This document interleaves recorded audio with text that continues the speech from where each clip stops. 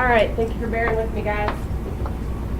So, as we continued reading, we talked a little bit about, Anton was reading about the children who were child soldiers fighting with rifles and machetes. And recently, the humanitarian organization UNICEF negotiated or worked with the country and with the army for the release of more than 1,000 other children. On a recent day, dozens of children gathered on a shaded porch in Cebut. UNICEF made them available for interviews. Several of them smiled shyly at the visitors, but a few were angry, shouting that they needed help. Okay, so now we're going to talk a little bit about when the rebels came. Do I have a volunteer who's able to read? Go ahead, Adrian.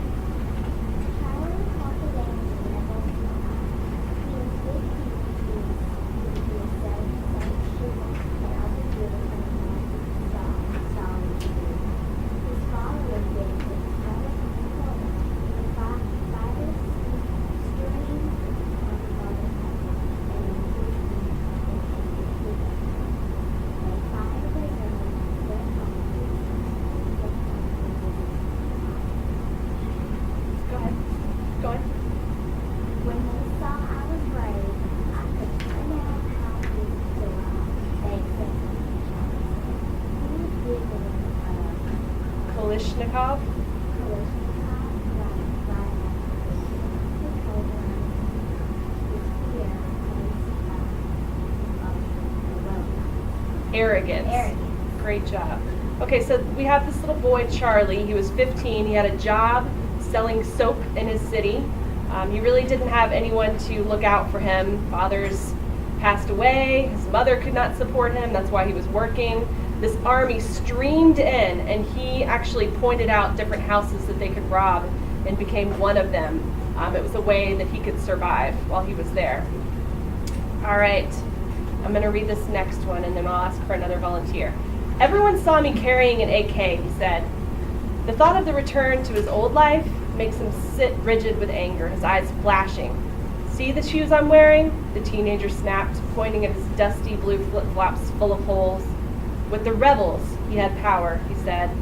I had boots, a uniform, and a gun in my hand. Jordy, Charlie, and the other youths marched with the rebels to the capital. Some were forced to go, but others were drawn by the idea of stealing. When I saw them starting to kill people, that's when I left, Charlie said. Forced to be a wife. This is going to be from the perspective of a young lady, so I'm going to pick a young lady who's willing to read. Maybe go ahead, Micah. Muriel? Muriel was 14 when a rebel colonist spotted her. A rebel colonel.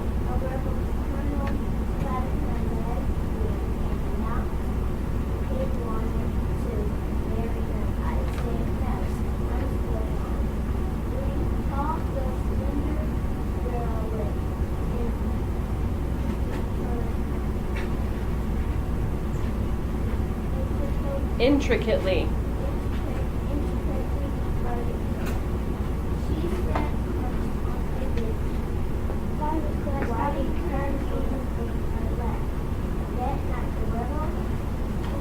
Colonel.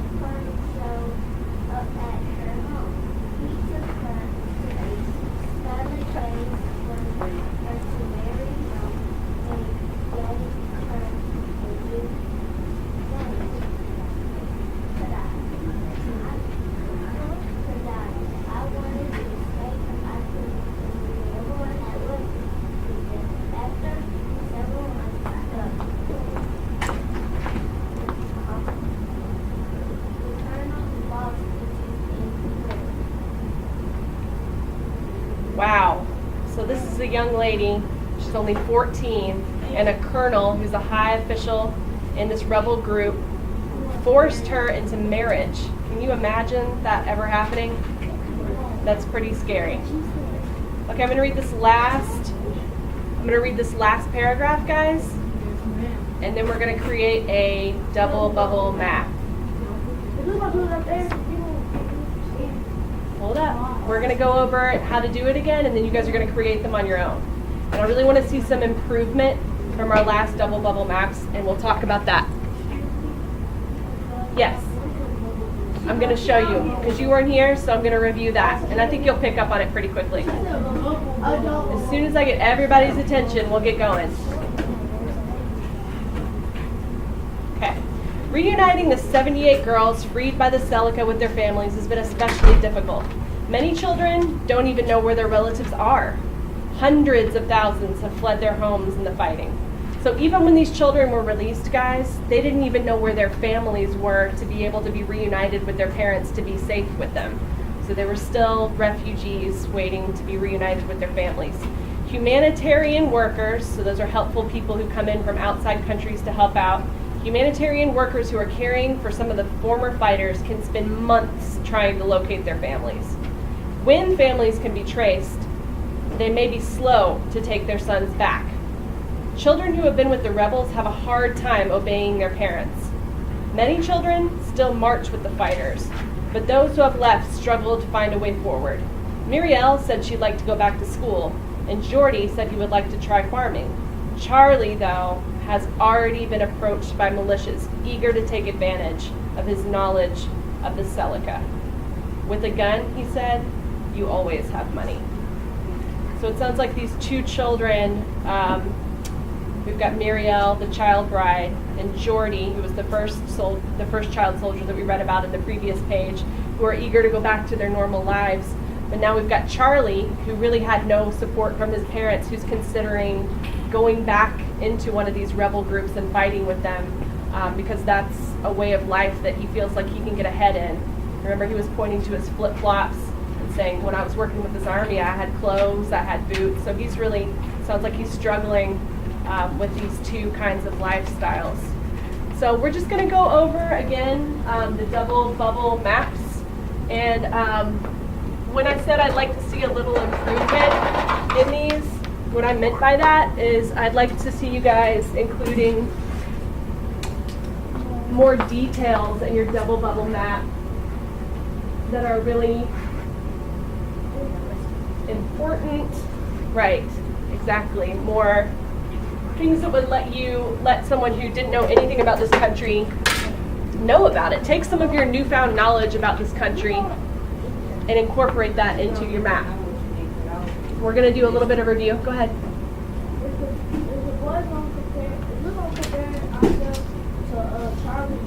Let her give you the information, the directions first. Don't start asking questions until she's giving you the instructions, and she hasn't. So if you just wait a minute and let her tell you everything you need to know, she's gonna tell you what you need to know. And that is a good question. But what we're going to do is I want you to pick one character from this article that we just read, maybe a character that intrigued you or that you related to for whatever reason, and I want you to compare your life to theirs, and we're going to talk about how you're going to make that comparison. So with the double bubble map, you have your two topics that you focus on. So one would be myself, and then the other would be the this marker is no good. The other person. And what I want you to do is find 3 things that you feel like you have in common with that person. Try to dig a little bit deeper than just boy, girl, things that you feel like you might have in common. Okay? Okay, so that's what you're going to put in these bubbles right here. The thing that you might have in common with that person that you choose from this article. Okay? And then on the other side, you're going to have 3 bubbles.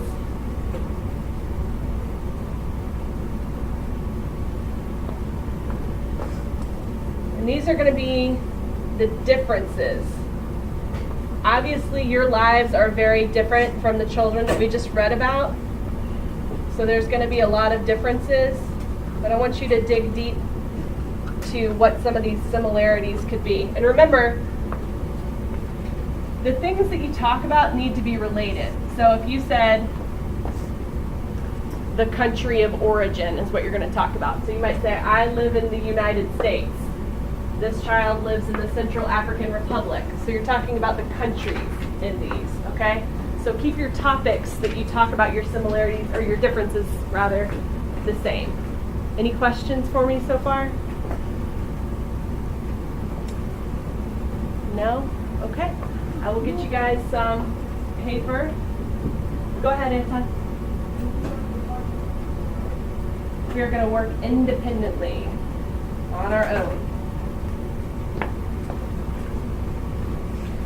This is a great tool to use when you guys are working on essays. When you're trying to compare two different things, you can use this as a rough draft for an essay to help you organize your ideas and your thoughts. So I will be around with paper and pencils.